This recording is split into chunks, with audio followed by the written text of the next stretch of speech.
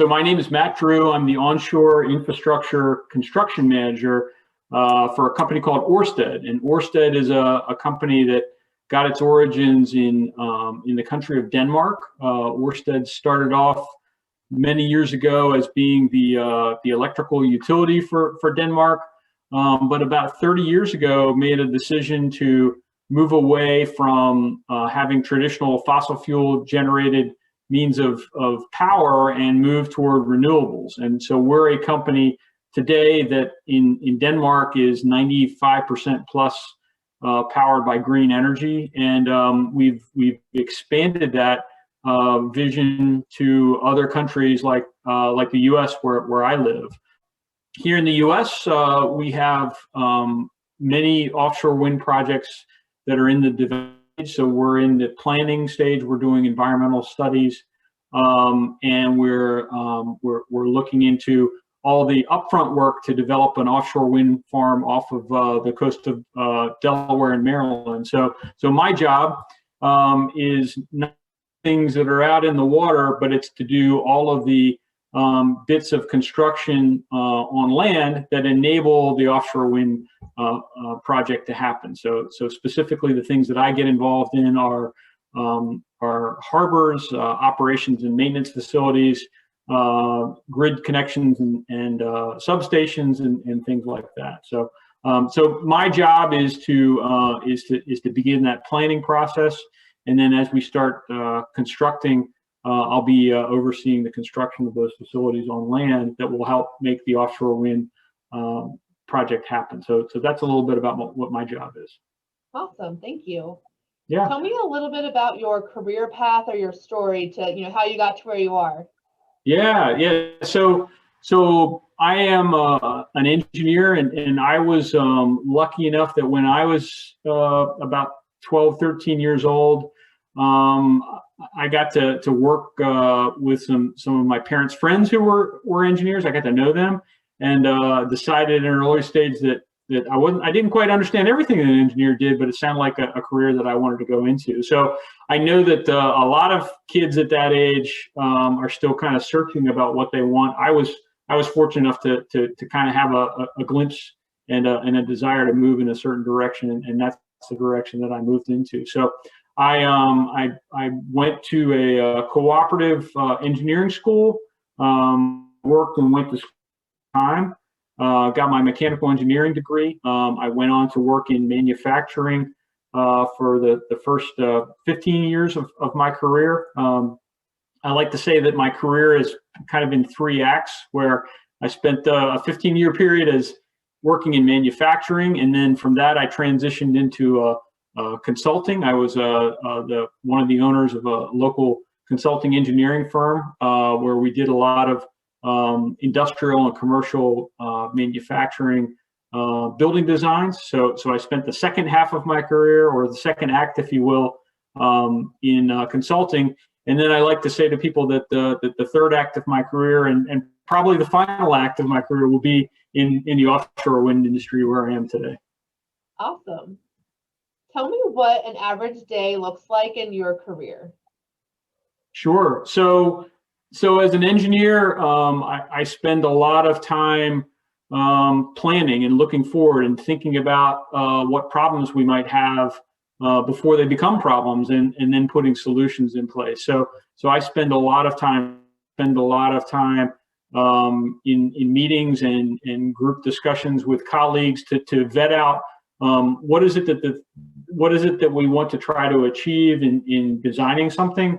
What are the pitfalls? And then, because we work in the business world, there's a lot of emphasis on how much money will it cost to do something. So figuring out what those costs are before we actually go build something is really, really important. And then also figuring out how long it's going to take to do something, because if it takes me as an engineer 10 years to design something, and the need for the business is to have that building or that machine in 6 months' time, then there's no point in me moving forward with it, because I won't be delivering it in a period of time that meets the opportunity. So So I do a lot of things around those areas. And then after we get through the upfront brain work, if you will, of thinking about something, developing a plan, putting a plan into a set of actionable drawings and specifications, hiring contractors to go build something, I also spend a lot of time out in the field, seeing how well I did as an engineer. If I thought things were going to go in a certain way and I designed them in a certain way, I might find out that when the building is being built or the machine is being put together, that I had some bad ideas, and so therefore we have to go fix the things that in essence were because of a miscommunication or a bad concept that we had at the early stage. We have to figure them out and solve problems in the real world, because if we don't build a building or build a machine, then we haven't delivered what our customer wants us to do. So I spend about probably a half of my time looking backward, in essence, at the work that I might have done 2 years ago to see how it's being built, and then I would say I like to try to always be getting a little bit better at the things that I do. I've been doing this for over 30 years, and there's still room for improvement. So the practice of seeing how things go together and then learning from those lessons, and then the next time you design something similar, don't repeat this, and then get better each time. So I certainly spend a lot of time doing that as well. I think that's great advice. What skills do you need to have to do your job? Yeah, so definitely, the skills centered around science, technology, engineering, math, STEM type skills are really, really important. Working with people is really, really important. Being able to talk to people and communicate with them and have them understand your ideas, but then also you understand what they're saying. I love the idea around the fact that God gave us 2 ears, but only one mouth. Many is the time where I need to be listening probably way, way more, and listening in an active way rather than me communicating out, because it's just as important, if not more important, for me to inwardly digest what people are telling me. So communication is very, very important. I think leadership is really important as well. And I say leadership regardless of where a person starts their career in the engineering world, whether you're starting out as an entry-level person or you're the CEO of a company. You need to, your job, it's incumbent on you to develop a vision, to develop a path for executing on that vision, and then start to do the steps to make that happen. And that in my mind is what leadership is all about. It's about taking those things and putting them together. So I think that's really important. And then, because we live in the world today, I started off with skills centered around taking a pencil and a straight edge and a drawing board and using those tools to create engineering plans. And they're great skills to have, but they're not the skills that I need today. So you're constantly, one of the things that I've seen is you just need to be constantly in a mode of self-improvement and educating and staying ahead of things to be not only competent but viable, I would say, in the field that you're at. So learning is definitely important as well. Awesome, yes. So for your job specifically, what sort of education beyond high school do you need? So for me, and again, I've been in this for about 30 years. So I'll tell you what the mindset was when I came out of school. I have a bachelor's of science in mechanical engineering, and that has served me very well throughout my career. Students today are probably there's probably much more of an emphasis on gaining a master's in engineering. So that's certainly important. And then in addition to having a degree from a school, I think it's also very important, particularly in my field, to have to be focused on professional certifications as well. So here in the state of Maryland, where I live, it's not enough for me to have an engineering degree and experience. I actually need to have a license to perform engineering if it's going to be done in a certain way, and it's going to be used for permit submissions and other needs. So I also did get my professional certification for Maryland, as well as about 10 other states that I've worked in over the years. Yeah, so I'd say that licensing and certification is important for my career field, for me. Great. So how do you use time management skills in your job? That's every day. I think for me, it starts with, I'll show you a prop. Again, as I said in the beginning, I started off with paper and pencil. So even today, I have a to-do list that I write out every day, and if I don't take something off this list, it goes onto my list tomorrow, and then if I don't take it off tomorrow, it goes on my list for the next day. So eventually, I wear myself out because I keep copying things over and over again. So for me, having a list of the things that you need to be doing that day or that week or that month in front of you, and being constantly going through that is really, really important. My schedule is very, very busy, so having a calendar that defines blocks of time for me to either meet with other people, or oftentimes I schedule time for myself so that I get specific tasks done on a timely basis, and I don't get interrupted by other tasks. So I think management is incredibly important. And also I found that I think being able to break tasks down into really small chunks, because while we would love to be able to sit down and work on one task for 8 hours a day, in the work environment that I live in, I really don't get any more than about 15 minutes to work on any specific task. So I think the ability to be able to take something that's a really, really large task and dissect it down to smaller deliverables that you can knock out in the small bits of time that you have is really, really important as well. Awesome, that's great advice. So what's the coolest thing that you've ever done at work? Wow.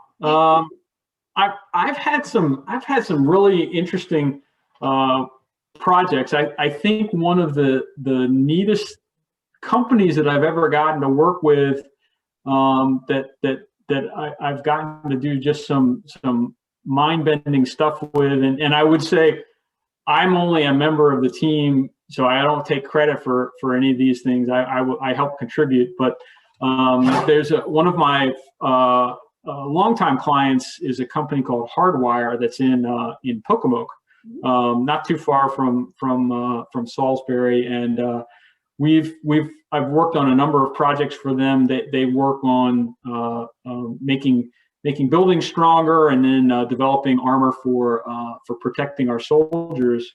And one of the neatest things that I ever saw with Hardwire was that we developed and this is more of a prototype. This never actually became a real product, but we developed an armor that was, if you can picture layers on layers of material that would be used perhaps to stop a projectile going into them. We took those layers and we turned them on an angle, and then laminated them on an angle together. And the effect of that was, when you shot a projectile toward this armor, it would follow the layers and actually come back out the same side that it went in. So if we ever took this to its logical conclusion, you could end up with armor that could go on the outside of a vehicle to protect soldiers, where when bullets are fired, the bullets would actually come back at the person who fired the bullets at them. So I thought that was just absolutely mind-blowing stuff. It's just an example of the work that they do down there at Hardwire. Awesome. So aside from jobs in engineering, what are some of the other jobs that you guys have at Orsted, especially ones that are like in dire need? Oh my gosh, yeah. So we have, and maybe I'll pull the camera lens back a little bit. I can talk about Orsted, but I think it's more important to talk about the offshore wind industry as a new industry. Within Orsted, our focus is on developing new projects. So we have a great need for people with engineering skills, scientists. We do extensive surveys, as you might imagine, of the marine areas that we're building in. So we want to look at what marine creatures are in there and how they might be impacted, and are there things that we can do with our construction techniques to mitigate and reduce or eliminate the impact that we might have on the environment. So marine biologists, geotechnical scientists, sailors, we have a great need for people like that. We have people like me who design things and build things. We have a great need for people who are in the marketing and public relations. A lot of the work that we have to do centers around developing contracts for purchasing the power, but it also has to do with gaining consent from local stakeholders to gain acceptance of our projects. So we are doing things that, with few exceptions, have never been done in the United States before. They've been done quite frequently in other countries, especially in Central Europe. But this is a brand new industry. So being able to talk to people who might be a property owner where we're going to put a cable in front of their an underground cable in front of their property and talk about their concerns and talk about how the projects, all the way up to the mayor of a city or the county executive that might be impacted. And once we build the wind farm, we have a great need, probably a much longer term need for people who know how to operate and maintain pieces of equipment. We are constantly monitoring our wind turbines. We have crews that will, on a just about daily basis, go out to the wind turbines to check on their functions, to make sure that things are working correctly, to perform any maintenance. Preventive maintenance is really, really important to us. So having people with those type of mechanical and electrical skills who are interested in working in that, and that those are jobs, the jobs that I described with the engineers and the scientists and the public relations persons are all the things to build a project. But once a project is built, it will last for 25 to 30 years. So we have a much longer period of time that people who are in those operations roles would need to be in. So that's specifically Orsted.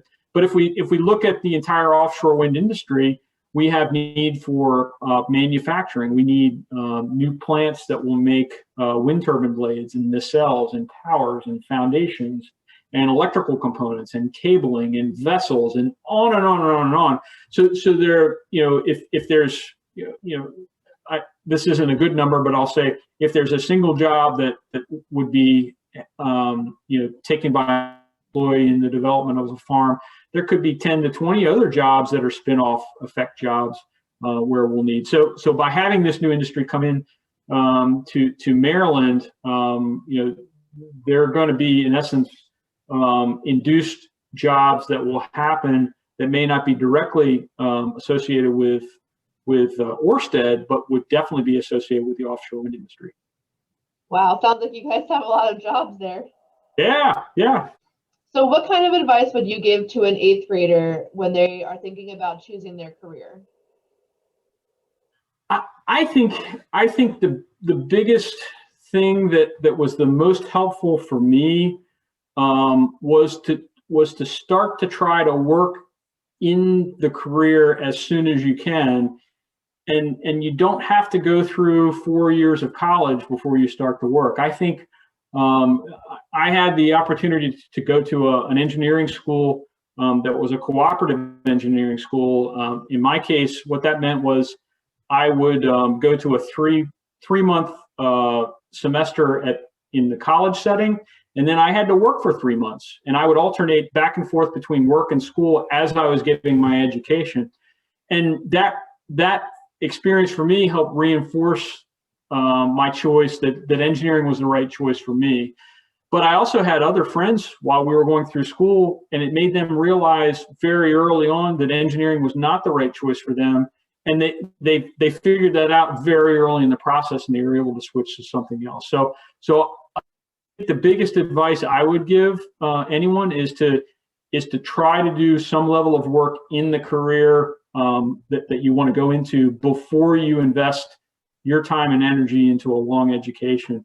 I think that's really important. I also think it's important in some ways to make sure that the career field that you pick is truly going to be something that is in demand and is needed. And that may mean that, I hate to say this, and I say this as I'm a dad with 2 girls, and I gave both my daughters this advice.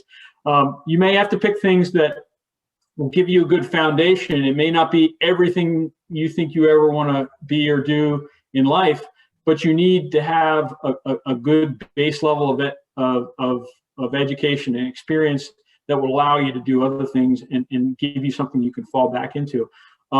Speaking as a commercial, I would say for engineering as a field, engineering is a great field for that, because many people who are in management positions or leadership positions who may never ever do engineering in their day-to-day jobs are often engineers in their basic training, because it gives you such a broad set of skills. It gives you the ability to identify and solve problems. It gives you a lot of things that private businesses and public sector entities are looking for, and it gives you that base. So for me, that base is engineering.